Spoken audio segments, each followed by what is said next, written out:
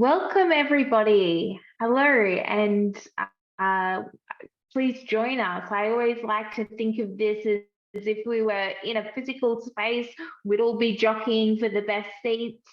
Um, I'll let everyone come in, give them a moment. Thank you so much for joining us today. My name is Elly Desmarchelier, and I'll be your facilitator and MC for today. I use the pronouns she, her.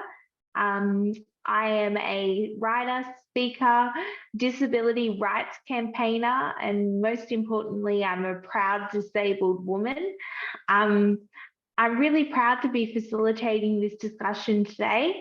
It's the second one that I've been able to facilitate on this issue, and it's really exciting to get to talk about inclusive early education, getting it right from the very start.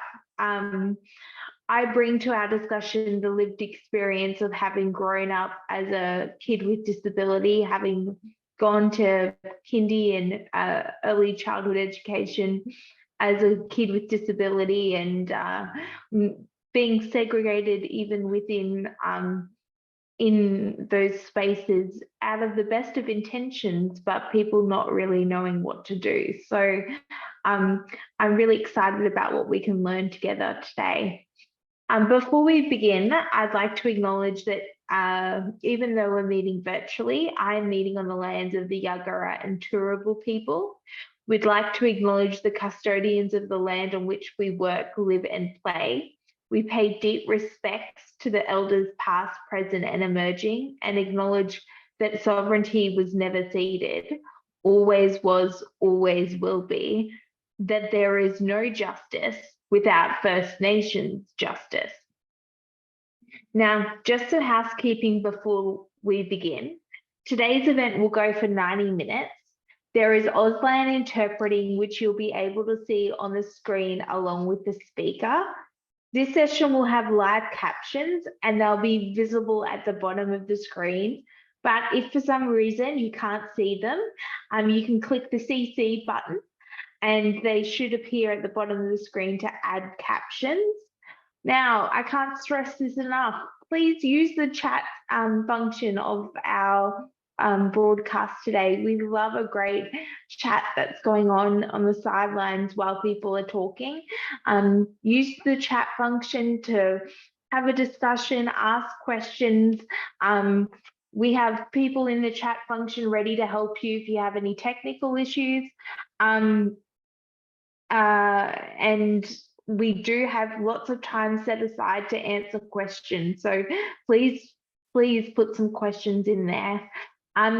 This session will be recorded to share with others, but we do encourage you to keep your cameras on. Look, as a facilitator, I can't tell you the difference it makes to look at a screen and see a whole bunch of faces. It's like having a community of discussion rather than just having names and black screens. I appreciate people can't always do that, but if possible, your cameras on would be wonderful, just to really create that community where we can have full and frank discussions. As we run through today's session, questions will appear on the screen. We're going to be using a special type of technology to harness your views. And so I want you at this moment to grab your mobile phones and to scan that QR code in the corner. I want you to do that right now. And what that will do is it'll take you to a questionnaire platform. And we're going to be asking questions today because the information you share about your experience of early learning, of disability, and your understanding of these issues will help us develop a new declaration to set a vision for inclusive early childhood education and care for all Australian children. You'll learn more about this declaration later on in our session. A plain text version of our questions will also be posted in the chat, and I'll read out the text that's on the screen. If you can't answer through our technology, you can answer in the chat as well. So let's get started. Scan that QR code And I'd really love you to tell me where you're joining us from. You can either drop a pin on the map on your phone or share the traditional lands in the chat. So this should be the first question you get up once you've used that QR code, and I can see how many of you have answered the question. So I can see how many people have used that QR code, and I'm going to stick with it until there's a few people using it. Lots of people in Victoria. Victoria's smashing it today. I hope you're not too cold. Up here in Queensland, it's quite lovely. We've got the East Coast covered. Some South Australian. New South Wales is quickly catching up. Look, a good spread of people. Some other Queenslanders, which is nice. As you can see, this is a very interactive tool, and we're going to be using it throughout the whole session. So keep your phone handy, keep that that technology up while you're using while you're watching today, because questions will keep running through. This event today is the second of 2 online briefings designed to inform the Thrive by 5 campaign's forthcoming Early Learning and Disability Symposium. The purpose of the symposium is to build consensus for a vision of early childhood education and care that is universal and universally accessible for all Australian children, especially children with disability. With an inclusive early childhood education and care system, all children will benefit from play-based learning. From the opportunity to be taught and nurtured by highly qualified educators, and for those who need it, have great opportunities for early identification and intervention and support to get a thriving start in life. Part of advocating for change includes today. Today's briefing is focused on the workforce, educators and disability workers as the workers with the greatest direct impact on the experience of working with Australia's youngest children, ensuring your skills, knowledge and understanding helps inform the change that is needed. So we're going to be asking your thoughts through this briefing. To give you a bit of idea of where we're headed, in today's event, you'll hear from Griffin Longley from Thrive by 5, who will share more about Thrive by 5 and introduce you to the idea of Australia's Muddy Feet Declaration. G will share their experience with us in conversation with Joe Goodling from SNAKE. We're going to pause to take some questions. And then Cass Duff from Good Start Early Learning and Penny Dakin from ORACE will discuss the challenges currently facing children with disability in inclusive early education. We'll then take some more questions and wrap up. You can leave a question for any of our guests today at any time in the chat, as I said, and I really encourage you to do so. But out people's microphones and let you ask them directly if you'd like. Either way is fine. We want this event to be something meaningful for you, as well as something meaningful for Thrive by 5. It would be wonderful at this point if you could share a little bit about yourself. So again, going back to that technology, using the options on the screen, and please tell us which of the following apply to you. 1, I'm a person with a disability. 2, I have a family member who lives with disability. 3, I work in the early childhood education and care sector. Or 4, I work in the disability sector, support, advocacy, or specialist. Well, it looks like there's a good mix. Given that today's briefing is focused on early childhood educators, it's good to see that they're, and the disability support workforce, it's good to see that they're neck and neck for the biggest group in today's session. But there's a good mix, and it's always good that there are people with disability involved in the conversation, as there always should be. So that's a great mix of people. But I can see that there's really only not all of you are using the tool. So again, if I could ask you to scan that QR code, I'll get the chat team to put the link in the chat. It's really important for us to be able to gather this information too. We'll be asking questions about policy later on to be able to use this chat tool. So if you could please use the link in the chat to follow through and answer these questions, I'd really appreciate it. While you do that, I'd like to ask Griff Longley to share with us more about the Thrive by 5 campaign. Griff, over to you.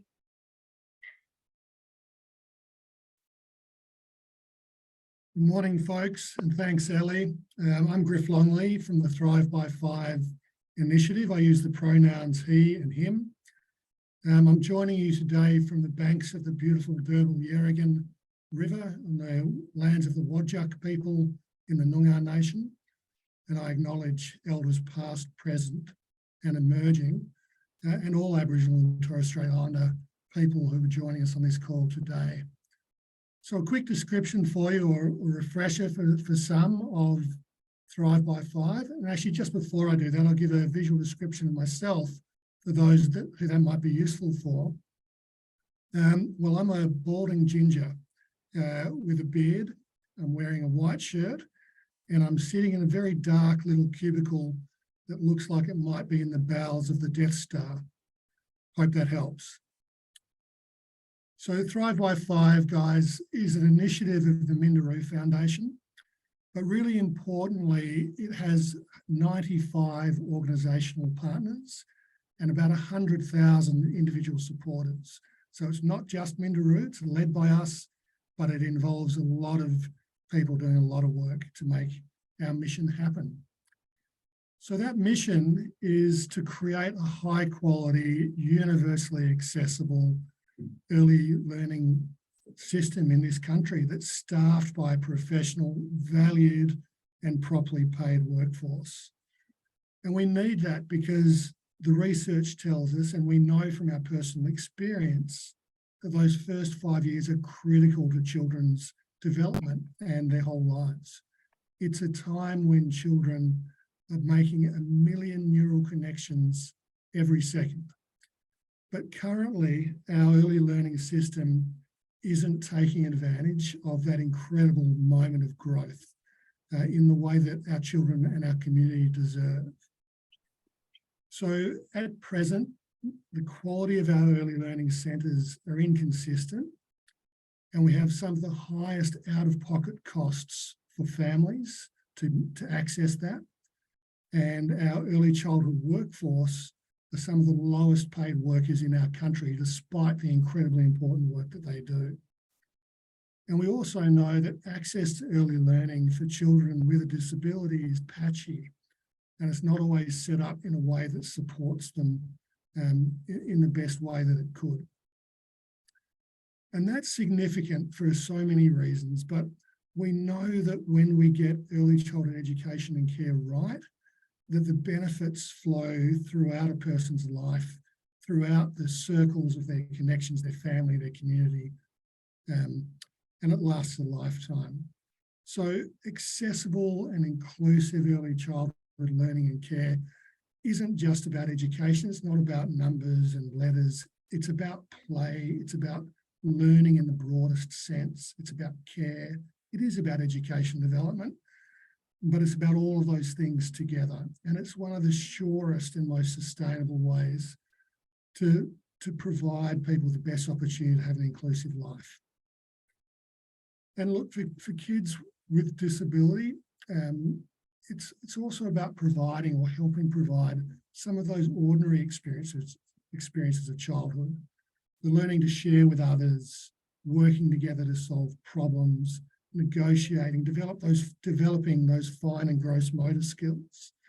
And all of that builds on a person's capacity into their future And we do it through the medium of play, which is a really important piece of the puzzle. But we have to do it with a really highly trained and valued workforce that's ready to work with children of all levels of ability. And we know that children can benefit from early identification for any developmental issues, and access to ECEC can help with that. So the purpose of these events, and thank you all for joining, it's amazing to see so many people taking part. The purpose of these events is that, you know, we just know how enormously powerful a truly accessible ECEC experience can be. And we know the big difference it can play in the lives of children with disability. And we also know that it can do better if it's linked up with other systems like disability support, NDIS, just to ensure that kids get the support they need as early as possible. And later this month, we're going to be hosting a symposium on this issue and on making sure that the ECEC environment does the very best it can for children living with disability. And the purpose of that event is to collaborate with as many families, stakeholders, partners as possible to develop a declaration that presents a vision for the inclusion of all children with disability in their local communities, with their same age non-disabled peers, to be supported to access and enjoy ordinary activities and experiences of early childhood. So that declaration, we're calling it the Muddy Feet Declaration, which is someone who comes to this space from a nature play background, appeals to me, is very close to my heart. But it draws on this idea of muddy feet, which is kind of an example of an ordinary childhood, because muddy feet, you know, they come from mucking around with friends. They come from exploring, testing, from being curious, from having access to the world around you in a free and exploratory way. And we know that children who have muddy feet take risks. They are able to test boundaries and share experiences. And importantly, there's no prerequisites for this kind of experience. You know, there are no tests, there are no quotas, there are no milestones. It's part of that ordinary and beautiful experience of childhood. So in this declaration, in the Muddy Feet Declaration, we're going to lay out the challenges and call for commitment to the actions needed to create an inclusive, universal and high quality early childhood education system. And we really want your input into it and your support for it. So with that having been said and shared some of that background, I'm going to ask you now, if you wouldn't mind, to respond to the next question on our civility tool. And the question, you know, we're wanting to start with your understanding your experience as families and educators in the early learning system. So please, if you haven't already, I'll ask you to answer the question on the right of your screen and rank your experience of early learning for children with disability. Thank you. And thanks everyone for being here today and for taking the time to listen to me. Thank you. Thank you so much, Griff. And look, it seems very interesting that it's split right down the middle there. It jumps around in the fives quite a bit, but it sticks in the five where we seem to think we're average at it. Average is the main word I would take away from looking at that. And I think most early childhood educators, disability support workers, families would not be okay with sticking to average. I think we want more for our kids than average. So I think it's a good baseline to start at, but I think we can all agree we can do better than average. Thank you again, Griff, and thank you to Thrive by 5 for their leadership on this. It's incredible to me that there is even going to be a symposium on early childhood education and inclusiveness for kids with disability. But that kind of focus is so important, and I really appreciate Thrive by 5's leadership. Next up, we're going to have G and Joe from Thrive by 5 and Cider. Thrive by 5 Insider believe that a key aspect of events like today is hearing directly from young people with disability about the experiences, helping families, caregivers, and communities to have high expectations and aspirations for all children. It is also important that we hear from those within the sector who connect with children and families. G is a proud Koori, trans, queer, and disabled person who believes in being a keen disruptor to the system. G lives and breathes social advocacy and justice for everyone with a specific interest in disability, LGBTQIA+ youth, and mental health through the lens of policy, education, and awareness, and his own lived experience. G has collaborated with organisations and government departments to advise and design policies and programs informed by their lived experience of disability. G has provided a personal testimony at the Disability Royal Commission into neglect and abuse in education settings and spoken at the Senate committee hearing into NDIS independent assessment, which we as a disability community proudly stopped. So good on G. Jo Goulding is a proud Bidjigal woman from the La Perouse community in Sydney. She's the director of Thrive New South Wales under SNAKE, the national voice for our children, covering the many nations and their communities throughout New South Wales. Jo has had an extensive career in Aboriginal child, maternal and infant health and development, strategic planning and education. Her passion for Aboriginal determination, social justice and sovereignty comes from her grandparents and great aunts who lived with a strong sense of family, community and Aboriginal identity. Please welcome G and Jo as they step up to speak. Thanks for that introduction, Ellie. I might lead in if that's okay, and G can join and tell and share story. So Jo Goulding, I'm from the community of La Perouse. I identify with the pronouns she and her. I'm coming to you today from the lands of the Great Darawal people in North Wollongong, where the sun is finally shining and the wind has stopped, I'm pleased to say. I nearly got blown away on the weekend. I think that perhaps I might just start with the advocacy pieces that that SNAKE works on. So my career progression has moved from the health space, where I worked coordinating programs for Aboriginal communities across southwestern Sydney in the Aboriginal child and maternal infant health sector. And what I noticed working in that role was the significant lack of support for our communities that was culturally safe. I think that one thing that really works for our mob is the way in which we look after our own people. And, you know, Griff was talking about the getting muddy feet and children learning through play. My experience as a child growing up in the community of La Perouse, I never had shoes on. We played, the whole community looked after each other.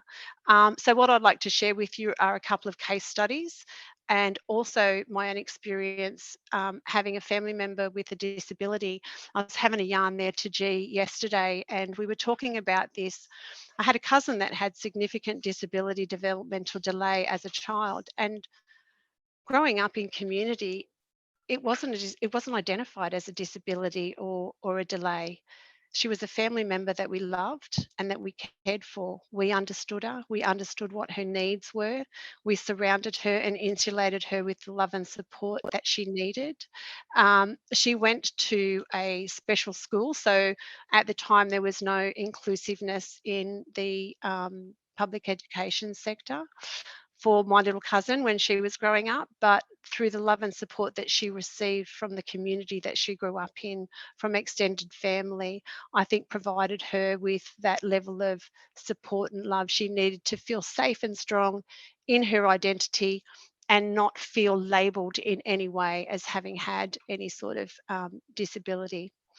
From SNAIC's perspective, we are always pushing in on the table for the sector, in particular for our Aboriginal community controlled organisations. Griff was also referring to those integrations and making sure that we're working with families and providing access and pathways for them to get all the support and the care that they need in a safe way. Aboriginal community controlled organisations are the pioneers of integrated care, right? Integrated care is what we did as a community.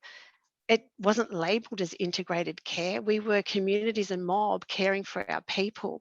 So, you know, the term integration is thrown across that now, and throughout this country, we've got a number of Aboriginal community controlled integrated early childhood education and care services. Our Aboriginal Child and Family Centres, our triple CFR services that, you know, allow a safe space for our communities to come in and access those deadly pathways. You know, the term universal I really struggle with. I feel that universal means that it's applicable for all people to access, but I think the term and the definition really needs further interrogation. Because for it to be universally applicable, it needs to be inclusive. And it needs to be culturally inclusive and culturally safe. So I think some further interrogation around that term is certainly needed in this space. Our vision at SNAIC, of course, is to make sure that all of our families and our mob have access to culturally safe, inclusive care across the entire sector, not just in our Aboriginal community controlled services, but in every mainstream service. I think I was in a webinar earlier this year, and I threw it out there and said, what if the sector embraced Aboriginal ways of knowing, doing and being across the sector, rather than try and build it in a different way? Just try doing it in an Aboriginal way and see how that works out for all. So I think that applying our cultural principles and that love and care for community, kin and country across the sector would be a great place to start. But before I throw to G, I just want to share a couple of case studies with you. I spoke to a remote Aboriginal service recently and discussed a couple of cases that they had with children with disability. One particular case study is of a child that has been waiting for 3 years for an operation to have a bag removed. It's a significant operation, and the child is still waiting 4 years on. There are stories of other children in different remote locations that have been done sooner, but the pushback was around the health service citing the statistics for this particular remote area having high cases of COVID, despite the fact that the family was able to produce a clearance certificate that they didn't have COVID. So, you know, in my opinion, health has really dropped the ball here. The child goes off to school next year.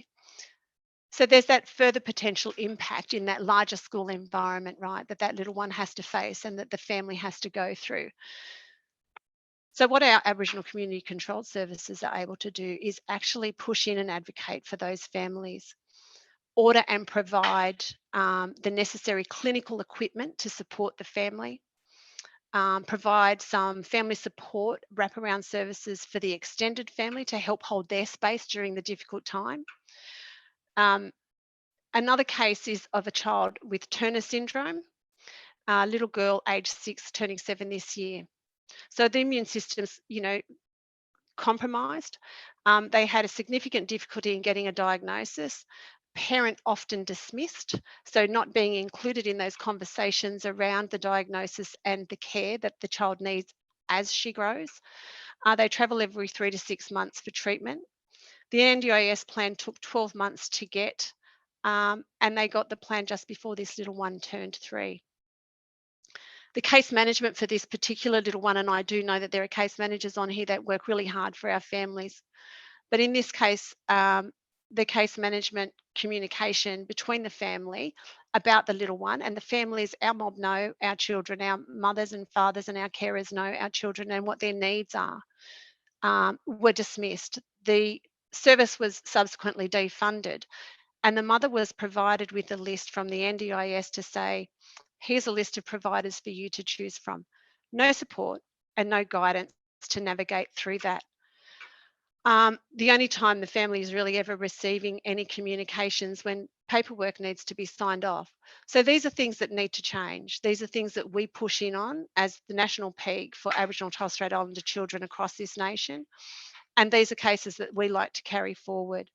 I think that there are a number of changes that need to be accommodated across the ECE sector and the NDIS sector to make sure that all of our children have access to adequate, safe, and supportive care, not just for the children, but for the families as well. And I may have gone over time. I will throw to G to share a story with you. Thanks, Elly.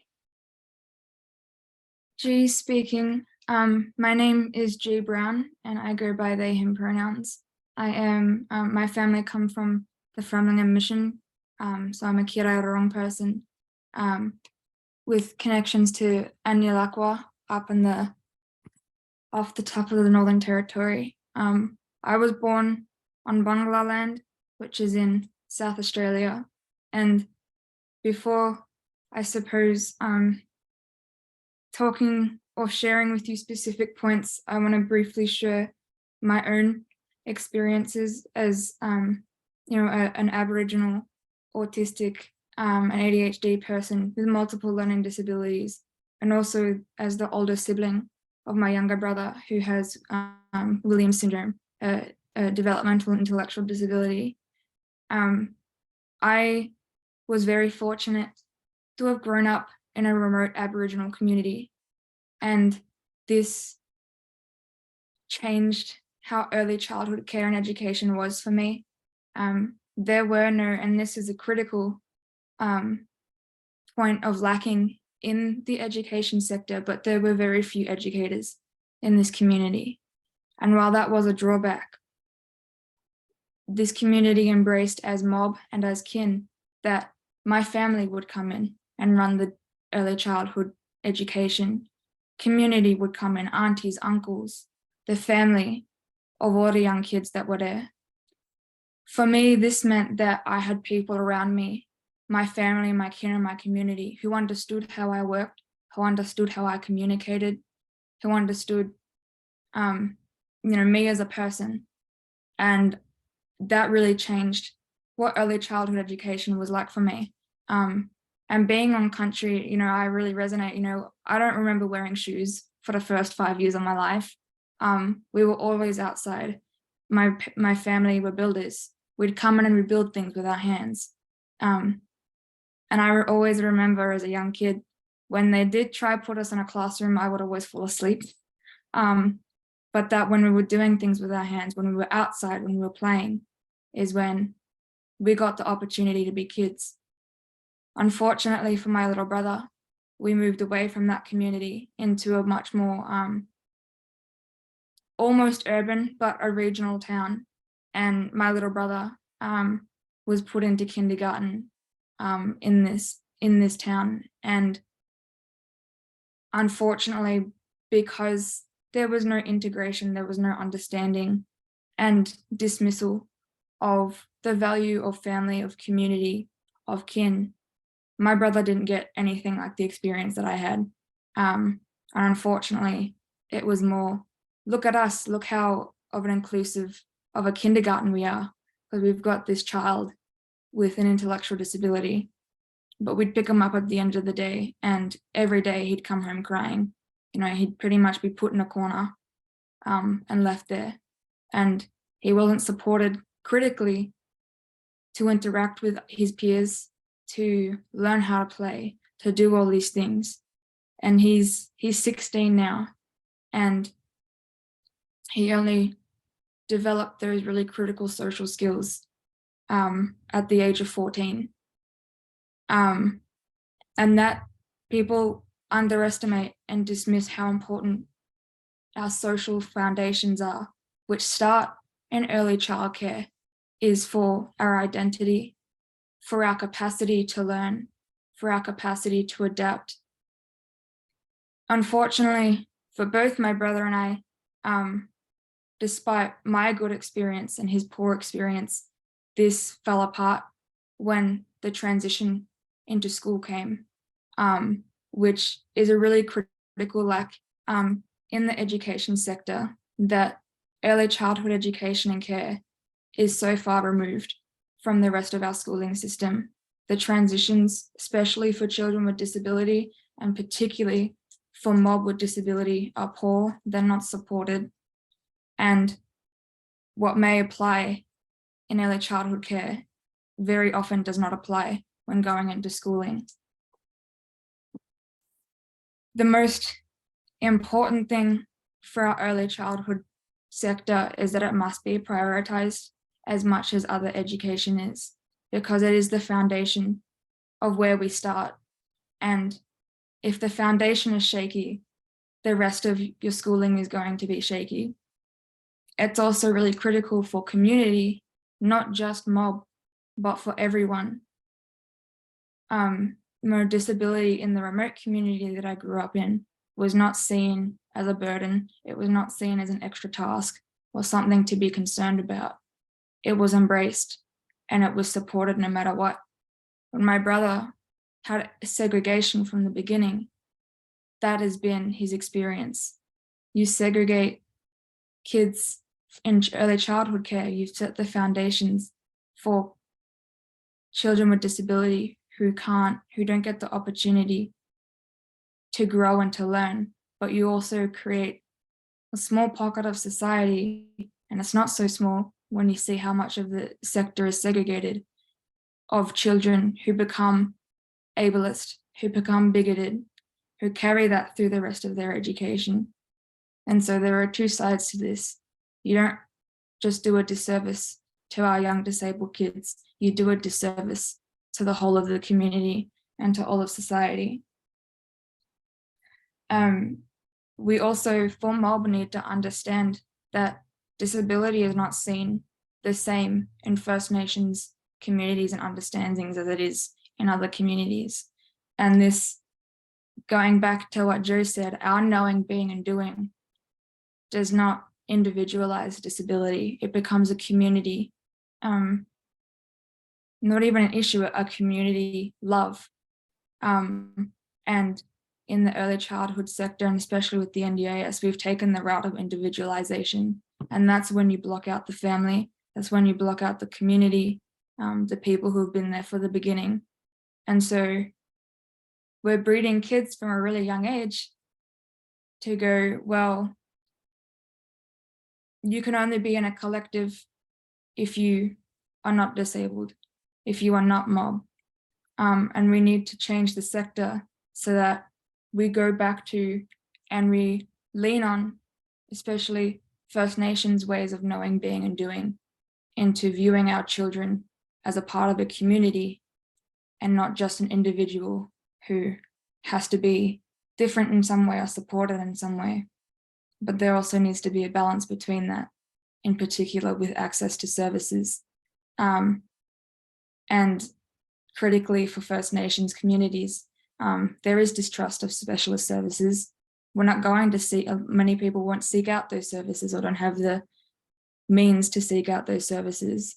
And so the early child care sector is a really critical and point and has so much potential to have our allied health, to have our specialists integrated into early childhood care, to be an integrated point of access where access is ensured because a child has to go to early childhood care, but they don't have to go to a specialist. But if they're already there, a family, the burden is much lower.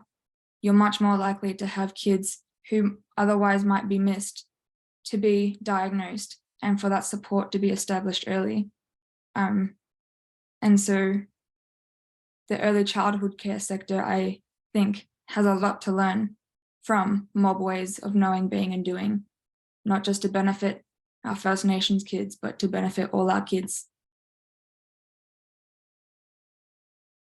Thank you so much, G. I think what you just said and listening to you is such a perfect example of why lived experience has to be at the heart of everything we do. And, I think all Australians have so much to learn from Indigenous communities about how we include people with disability. It's incredible listening to you speak. So thank you so much. And thank you, Joe. We have a question up here about what were your favorite things to do when you were a small child. It asked me on my script what my favorite thing. I clearly remember that I very much liked playing mum and child, and I was always the mum because, quote, Elly likes to be a bit bossy. So I now call that leadership skills, not bossiness, but I like to, yes, definitely take charge and get those kids into line and into the car ready to go to school. I very much remember that being the key. But lots of people love playing outside, swimming, going to the beach. I see here going to the beach, that instantly just makes me think of the excursion that my kindy did to the beach, in which they told me it was too inaccessible for me to go. And so I couldn't go on the excursion to the beach. So my dad took me instead himself to the beach, and there's a picture of me with my calf covered in plastic bags lying on the beach looking very uncomfortable, but like I did it despite you telling me I couldn't. So yeah, it's funny, these things are what you remind of. Play pretend, explore the local area. We're now moving to a question session. So if you have any questions for any of the speakers that have spoken so far, please put it in the chat. There was someone that mentioned bush kindies. Joe, do you have any experience with bush kindies, and what are their benefits? Hi, thanks, Elly. Personally, I have not had any experience with bush kindy. My idea of bush kindy was creating my own bush kindy on country at La Perouse with my cousins and my family. We do have services that are members of ours at Snake that run bush kindies in remote and regional areas. And if anyone on here has any questions around how to tap into those on location, I'd be happy to point you in the right direction. So feel free to send me a personal message and I can respond to that. Great.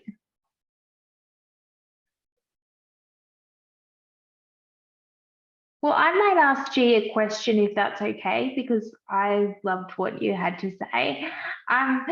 If the early childhood and education sector, and particularly early childhood educators, could take one thing from your story, the workers that work in these centres could take one thing from your story and action it and change it tomorrow, what do you think they should take and change to improve the life, not just of Indigenous kids, but all kids with disabilities? I think they're similar, but there are two really critical points that as educators, I observe that it can be easy to place yourself as an expert on the education of children, but that families in particular, and then the community that surrounds the child is the expert, and the child itself. Please don't discount and integrate more opportunities to learn about a child that you're educating or in the care of, to learn about them more as a person, not through what you see as the educator, but through the family and through the community and through the child themselves. I think also it's really critical that you are honest about your position as as an educator or a center for your capacity at that point in time to take on and include a child with disability.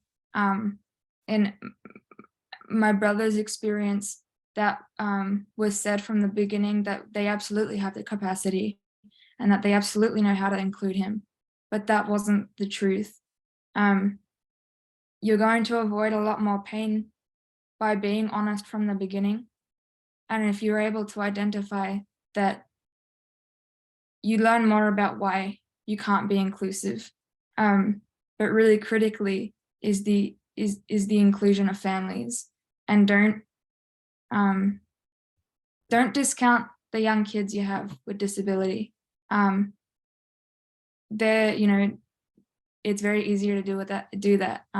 But I find that others have much more to learn from a child with disability than really anyone else. We're the experts in our own disabilities, even at that young age. We do have time for one more question. We do have a question from Jess. I was wondering for G, was there one person who made the most impact on how you felt through your entire education experience? That's a good question. Unfortunately, like many young disabled people, my education experience wasn't positive. And I experienced a mix of segregated special education and mainstream education. It's hard for me to find that person in my head. I think if I had to pick one person though, it was actually in my senior years of high school, where I was very close to leaving school early because I wasn't supported. And that I kept failing school. And I had a literature teacher actually, because I love to make up stories, who one day all he did is sit me down for 5 minutes and say, what can I do for you? What do you need me to do? Is there anything that I can do to make this easier for you? And that was the first time that anyone ever actually asked me that question directly. And my answer, quite frankly, was, I'm pretty sure I was taken aback, and I said, oh, can I have an extra 10 minutes on this piece that I'm writing? But that those check-ins happened every couple of weeks, and asking such a simple question makes such a big impact. And even with young kids, the autonomy of young kids needs to be protected too. Even if their answer is, oh, I want to play more. Well, let them play. Ask them those questions. What a great answer, and what a great moment from that teacher. It's sad it only happened in the final years, but what a good display of good teaching. Thank you so much. I'm going to move on at this point. We're going to hear from Penny and Kath. Penny Dakin is the CEO of the Australian Research Alliance for Children and Youth, ARACE, established in 2002 by the former Australian of the Year Professor Fiona Stanley. ARACE works, have I missed a question? Sorry. Everyone can answer on the screen while I'm introducing the two. Who benefits from culturally appropriate early education and care? Everyone is a great answer. So everyone put up, this is a word cloud. So obviously when the words are bigger, that means more people have answered that. I'll let those answers flow through while I introduce Penny. So Penny works for ARACE, which was established in 2002 by former Australian of the Year Professor Fiona Stanley. ARACE works as a systems intermediary that brings bright minds together to turn research and evidence into practical tools. It's an organisation that's very clear about who its beneficiaries are, says Penny. It's the children and young people of Australia. With a passion for serving young people and communities, Penny has a strong sense of social justice, a driving force throughout her career. Cassandra Duff has been involved in early childhood education for more than 16 years. Cassandra has worked at all centre levels, from assistant through to centre director, even for-profit, not-for-profit and council-run centres.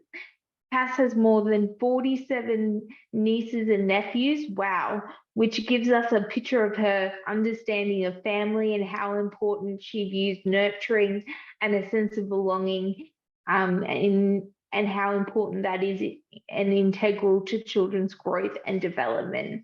She recently said, "Advocacy for both children and educators is where my main passions lie. I am always looking for opportunities to shine a light on the importance of early childhood education and care for children, and equally the incredibly important role educators play in young children's lives." Can I get firstly Cass and then Penny to introduce yourself? Hi everyone, thanks so much, Ellie. My name is, oh, my phone is ringing, my apologies everybody. As a director, it never stops. My name is Cass, I'm a centre director in the ACT. I think Ellie pretty much covered everything that describes my professional life, so I'm just going to throw straight to Penny. Thanks, Cass. As Ellie said, I'm Penny Dakin. I'm coming to you also from the ACT. Cass and I are both coming from Ngunnawal and Ngambri lands. We'll pay respects to the elders and leaders of community. I guess the one thing I wanted to say in addition to Ellie's description is that I join as my whole self today. I'm actually a woman with a disability. I have a significant vision impairment as a result of living with albinism. And like G, I found school to be really difficult. I found it to be segregating and isolating and a very, very lonely journey when nobody walks in your shoes. And nobody actually even tries to walk in your shoes. It would be different if they tried and failed, but nobody even tried. So I guess I wanted to emphasize that the comments that I make today, I make as, I guess, an expert in child development in my role as a RACI, but I also make as an expert in lived experience of journeying through life with a significant disability and how you observe the people around you respond to that. So thanks for the opportunity.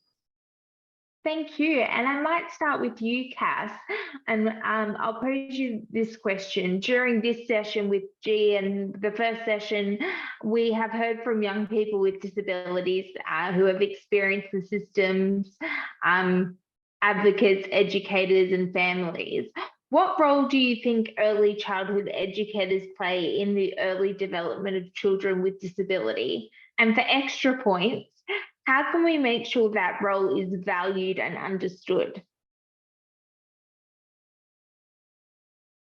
Thanks, Ellie. I think the role of educators is incredibly important to all children, whether they're coming from a stereotypical background, an atypical background, a trauma background, low socioeconomic. It's a place for all children to come and be loved and be respected and be cared for. In one setting, we're all equal. And I think that's incredibly important in and of itself, because not every child has an advocate, and that's essentially what we are. We're here to support all children and to give them the best chance at their lives, to set them up to be successful through their lives. Not all families have, the skills to provide these lifelong learning skills that we've been trained to help children with. We also play a key part in helping families identify that their children may be, behind in language development or needing to be sent to a PED. Sometimes it's as simple as needing their ears test because they need grommets because they can't hear properly. But if their children are an only child They don't necessarily know that their child or children are behind or lacking anywhere. And so that's sort of the key role that we can help play in young children's lives. I think as far as valuing and understanding goes, that's a big question. It's something I've been fighting for educators to be seen and heard for a very, very, very, very long time. And for the first time in my 17-year career, I'm feeling very hopeful that we are getting that message across. Been making lots of noise in case you haven't heard it. But I think one of the things I was really reflecting on and on what I would say here, but I went back through what we studied or what current Cert 3s are studying and what current diplomas are studying. And there's actually very, very little around inclusion and disability. And I think for us to be valued and understood by everybody, we need to have a better understanding of how we can support, because everything I've learned has been on the job. Everything I've learned has been through years and years of experience and being exposed to, you know, a million different isms across a million different children, but that's not written anywhere. I have 4 trainees in my centre and they're not learning about how to support children with a disability. They're not learning about any of that except on the job. And I feel like that's a big lacking that needs to be fixed. Thanks, Cass. And Penny, RSVP raises the need for a shift in our ways of working to go with improving well-being for children with disability. Can you tell us more about this? Yeah, absolutely. Thanks, Elly. Really good question. I listened to Cass tell that story, and I think there's a lot of problems with the way our society views and values the roles that early childhood educators play. But I think the problem is deeper. It goes beyond that. As a society, we don't particularly value children. I think if I asked many people on the call, you might all say you value your own children. You might value some of the children around you, but I think as a society, that's not our standard response. And so I guess the thing that I'm advocating for and RSVP is advocating for is a greater valuing of all children. But as part of that, we have to recognise, again, using Cass's description, there are a million children with a million isms, and each one of them is different and individual and unique and whole little people. So they come to every circumstance they find themselves in, not as just a child with a vision impairment or a child with a learning disability or a child with X, Y, whatever. They come as a child with that, and a child who has home context, and a child who has siblings, and a child who has different experiences in relation to all aspects of their well-being. And we need to consider each of these little people, whether it's from the moment we connect with them in an early childhood education setting or a disability support setting or wherever it is, as those whole little people that they are. So at RSVP, we have a really clear way of defining that wholeness, and we call it the nest. And it's a well-being framework that that sums up all of the things that we want people to be considering when we consider these children. So we say that in order to thrive, a child has to be valued, loved, and safe. They have to have their material basics met. So that includes things like housing and a home and plenty of food and plenty of other opportunities that materiality buys. They have to be learning, and we mean that in the fullest sense of learning. And we have to recognise that parents are the children's first teachers, and that children learn in amazing ways from their parents before they even enter these amazing early childhood education and care settings. They have to be healthy. And again, we mean that they have to be healthy physically, emotionally, spiritually, culturally. They have to be participating, and they have to, have a voice in the decisions that impact them, and they have to be heard and listened to. And I think G's story tells the power of what happens when a young person is heard and listened to and is able to contribute. And then finally, we know that for all of these little people, they have to have a positive sense of their own identity and their own culture, and they have to know who they are, and they have to be given opportunities and freedoms to explore what that looks like. And all of that is grounded in the experiences of home and family, and then they're grounded through the process of early childhood education and care. And when that is done well, all of those things are able to slip into place and a child is able to thrive. And the best early childhood education and care settings for all children, but particularly for kids with a disability, are able to hone in on that holistic nature of who they are. I think the other thing that I really wanted to talk about is how we interact with the families and the parents and caregivers of children with a disability. I want to emphasize that these people are experts. They are experts from the moment that little person enters their lives. They go through the ups and downs of this journey with the child, and they are experts. And as a society, we need to change our focus to accepting and understanding that expertise and sharing power with those experts. We need to ensure that the experts in themselves and experts in their own experience and experts in their children are given voice and are allowed to have a say in the way that their children's futures are created. But I also want to emphasize the importance of those people, those parents and other people like Cass who are doing this work with children and young people, to understand that it's really important to have high expectations.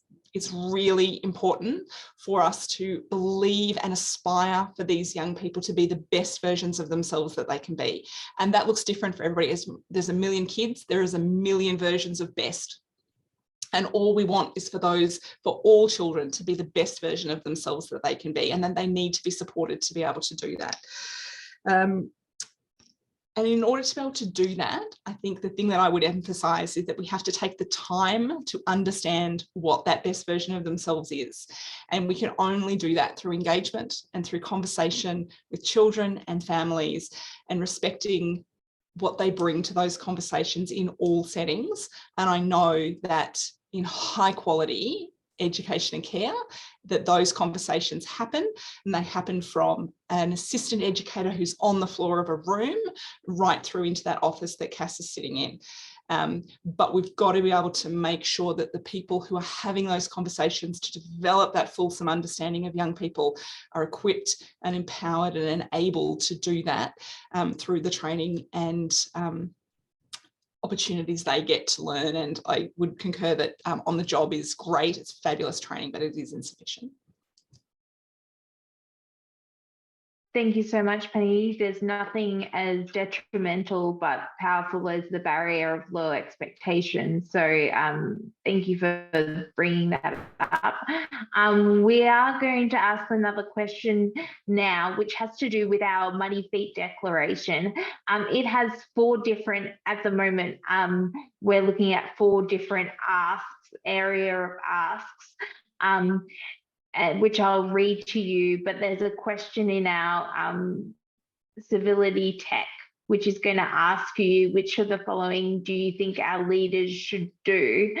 The first one is investing in and working with Aboriginal community-controlled services to ensure Aboriginal and Torres Strait Islander children with disability are supported in culturally appropriate early education and care settings. The second one is integrating health and disability support services like speech pathology and occupational therapy with early education and care centres to remove the barriers for children to receive the support they need and to ensure they receive that support in familiar settings, allowing them to maintain bonds with their peers.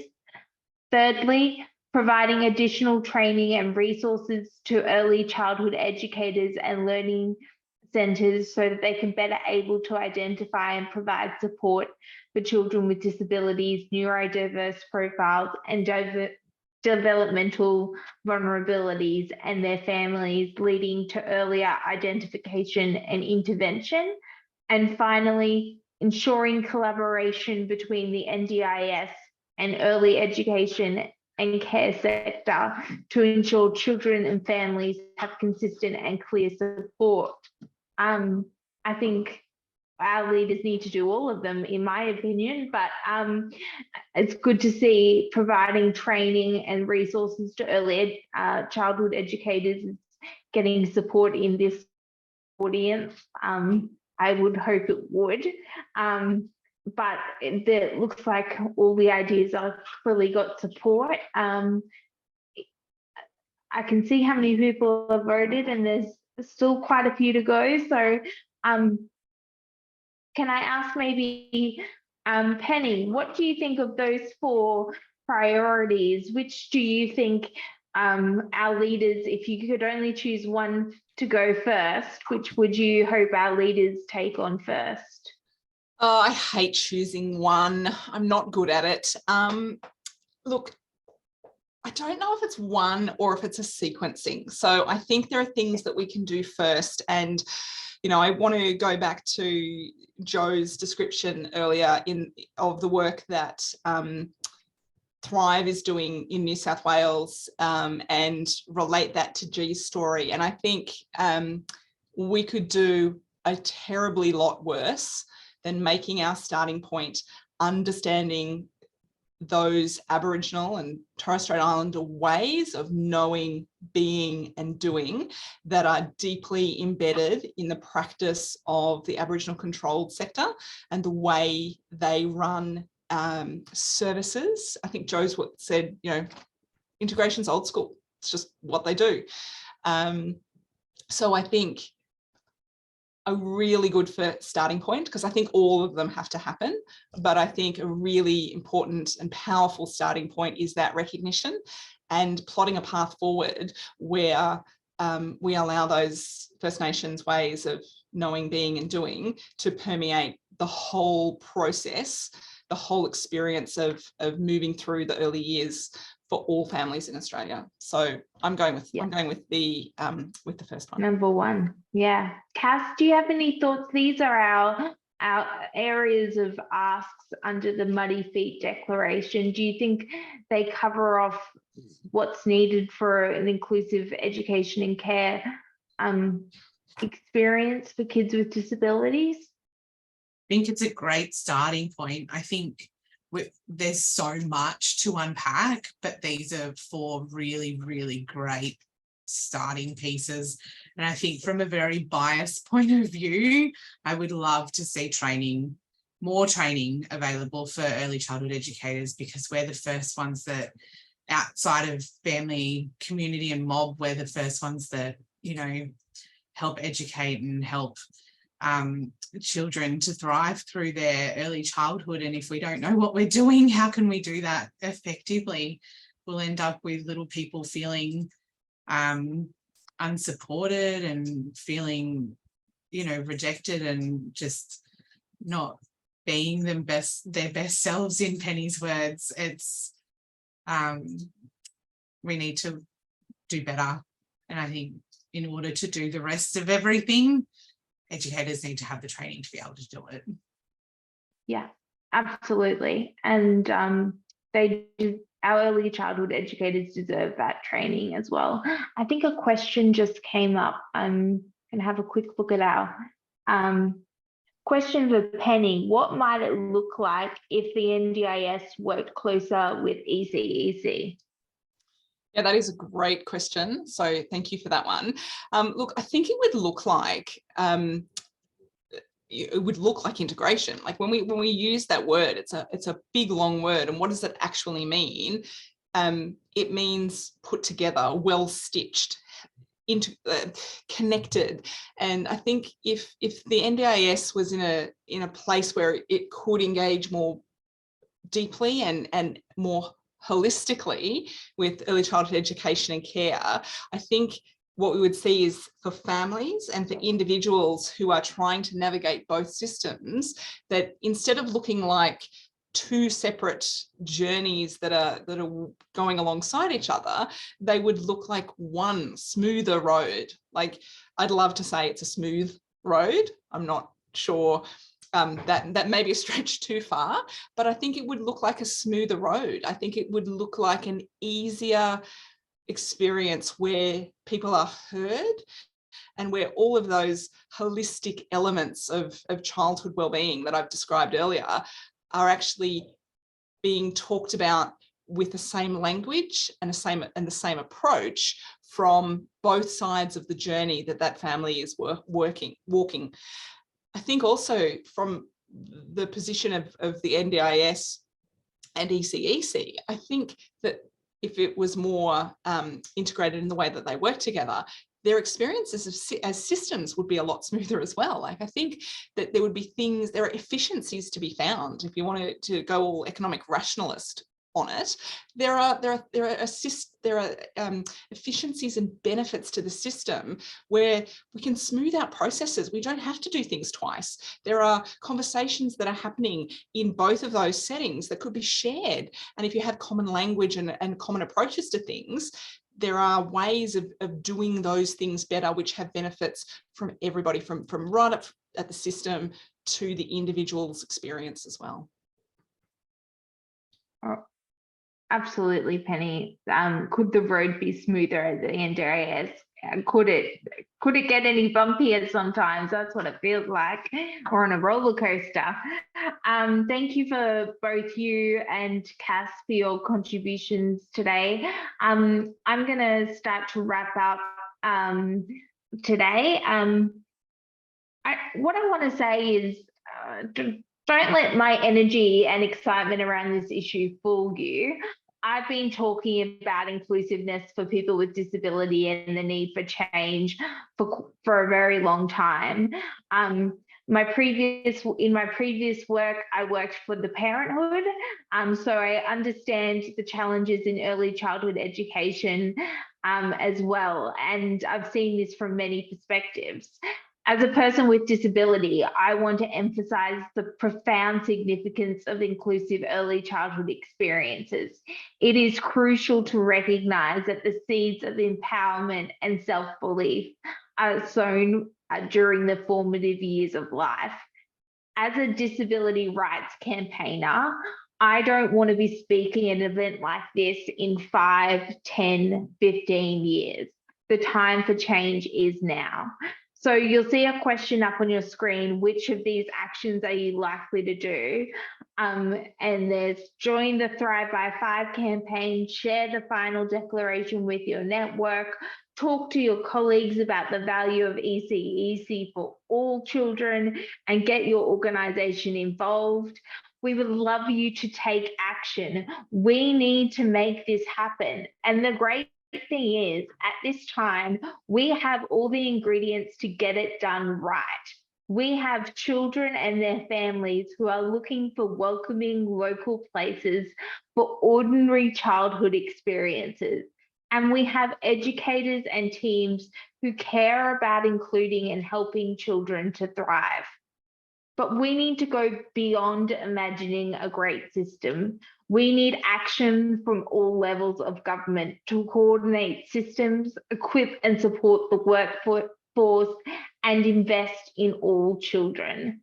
Stronger links between early childhood approach and the NDIS and the early childhood education and care sector could and would lead to better outcomes for children. We need to make it happen.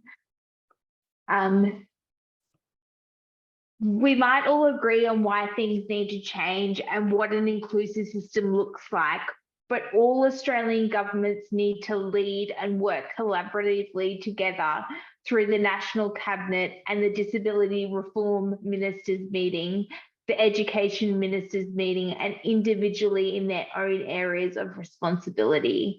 There needs to be political will to collectively invest in national reforms to give all young Australian children with disability equal access and opportunity to become confident and creative individuals, successful lifelong learners, and active and informed members of the community.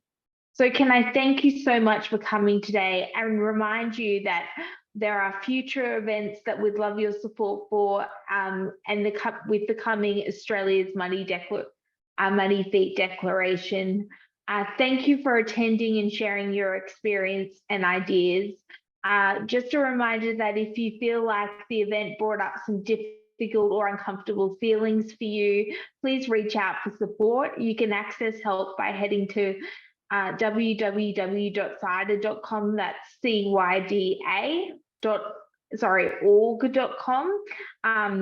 And we invite you to join us on the 28th of September for the Thrive by 5 Early Learning and Disability Symposium. Our tech team will be putting a link in the chat to register, but we'll also email you an invitation in the next few days, and we really hope you'll make it. Until then, thanks again, and have a great day.